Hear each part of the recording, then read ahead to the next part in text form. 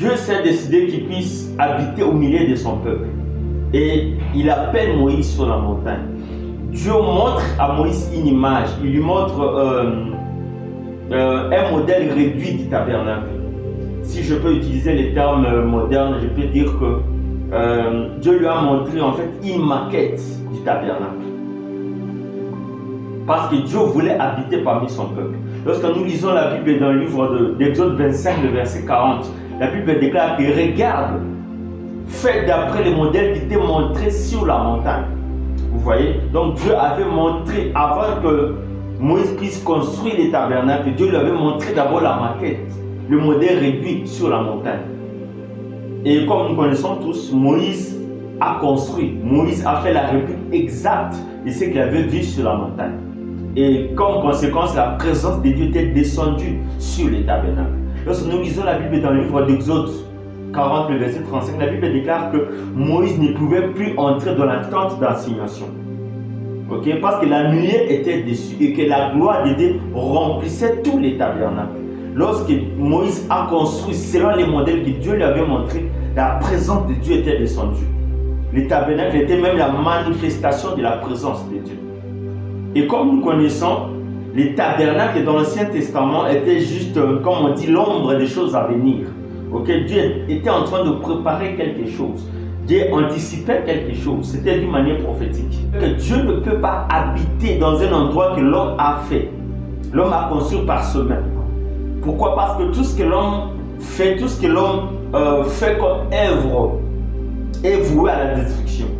Les œuvres des hommes ne sont pas parfaites. Là, Dieu a décidé de quitter les tabernacles. Dieu s'est décidé de ne plus rester dans un endroit où l'homme a construit. Et Dieu a résolu qu'il puisse maintenant habiter dans l'homme. La chair. Parce que la chair n'est plus un endroit que l'homme a construit. Voilà pourquoi la Bible déclare dans 1 Corinthiens 3, le verset 16. L'apôtre Paul il dit que ne savez-vous pas que votre corps est le temple de Dieu et que l'Esprit de Dieu habite en vous? Vous voyez, Dieu a quitté maintenant les tabernacles. Dieu a quitté le tabernacle de Moïse. Dieu a décidé maintenant qu'il puisse habiter dans l'homme. Donc, le corps de l'homme est devenu la maison, les temples, les tabernacles, l'habitation de Dieu. À la nouvelle naissance, l'homme reçoit l'Esprit de Dieu. Et lorsque l'Esprit de Dieu vient, il entre dans le corps de l'homme. Il fait le corps de l'homme son temple. Voilà pourquoi l'apôtre Paul dit dans le livre de 1 Corinthiens 6, le verset 19, il dit que ne savez-vous pas que votre corps est le temple du Saint-Esprit qui est en vous, que vous avez reçu de Dieu et que vous ne vous appartenez plus à vous-même. Alléluia. Donc Dieu vient, il s'approprie le corps de l'homme.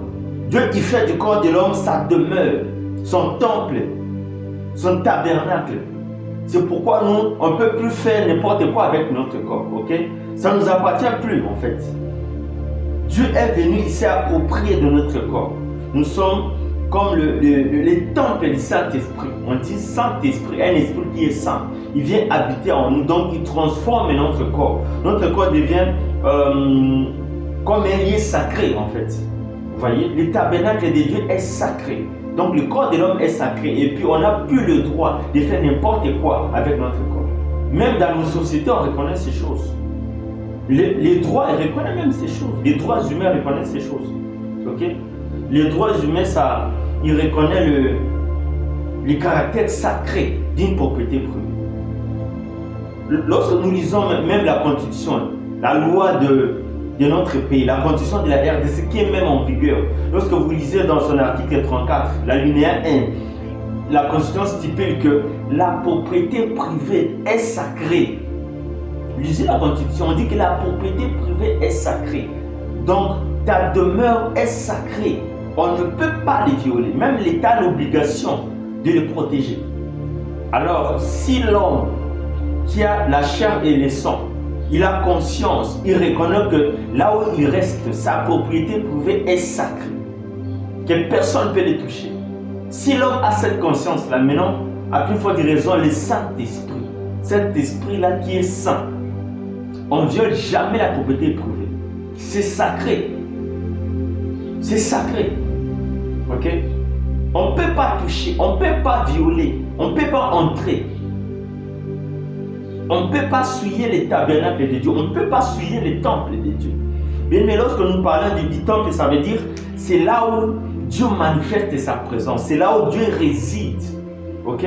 On ne peut pas toucher à ces choses parce que c'est là où la présence de Dieu est manifeste. Lorsqu'on suit les temples, la présence de Dieu quitte. Lorsqu'un homme suit son corps, Dieu part, sa présence n'est plus là. C'est comme dans l'Ancien Testament, la présence de Dieu venait et partait. Nous devons savoir que Dieu est omniprésent. Ok, ça veut dire qu'il est partout en même temps. C'est ça l'omniprésence. Dieu est omniprésent, mais Dieu ne se manifeste pas partout. Il est partout, mais ce n'est pas partout que Dieu se manifeste. Lorsqu'on suit les tabernacles, automatiquement la présence de Dieu quitte. Dieu part, il part. En fait, Dieu est tellement sensible à des choses. Le Saint-Esprit, c'est comme une colombe. Okay? Une colombe est extrêmement sensible à des petites histoires, à des petites choses. Quand il y a moindre mouvement, il part, il s'envole. C'est comme ça le Saint-Esprit.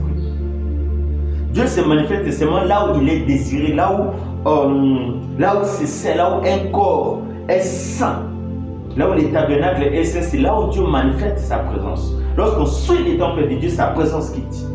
Mais si Dieu part, si Dieu quitte, il n'y a rien de pire au monde que de manquer la présence de Dieu en soi. Bien-aimé, si Dieu n'est pas en toi, si sa présence n'est pas manifeste en toi, tu es vide. Et il n'y a rien de pire au monde que ça. Il n'y a rien de pire au monde. Voilà pourquoi dans Exode 33, le verset 15, Moïse dit que si tu ne marches pas toi-même avec nous, ne laisse point partir d'ici. Alléluia. C'est quelqu'un qui avait compris la présence de Dieu.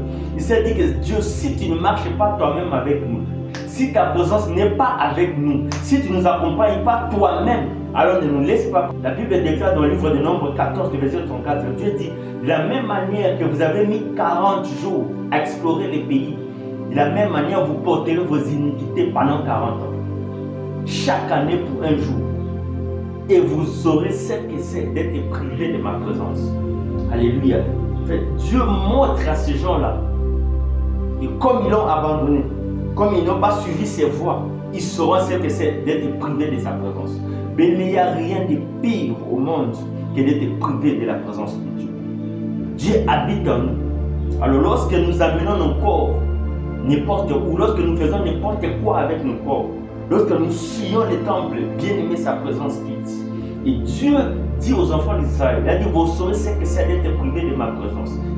Bien aimé, si Dieu n'est pas avec nous, c'est aussi clair. C'est le diable qui va nous accompagner. Le diable va nous détruire parce que sa présence n'est pas avec nous. N'oublions jamais que nous sommes le temple de Dieu, que notre corps est le temple du Saint-Esprit. On est le tabernacle ambulant de Dieu. Dieu habite en nous. Alors, qu'est-ce que nous devons faire de ce corps? Bien-aimés frères et sœurs, protégeons la maison de Dieu, protégeons le temple du Saint-Esprit. Marchons dans la sanctification, afin de garder la présence de Dieu, afin que cette nuée-là puisse rester en permanence, afin que cette colombe-là puisse rester en permanence avec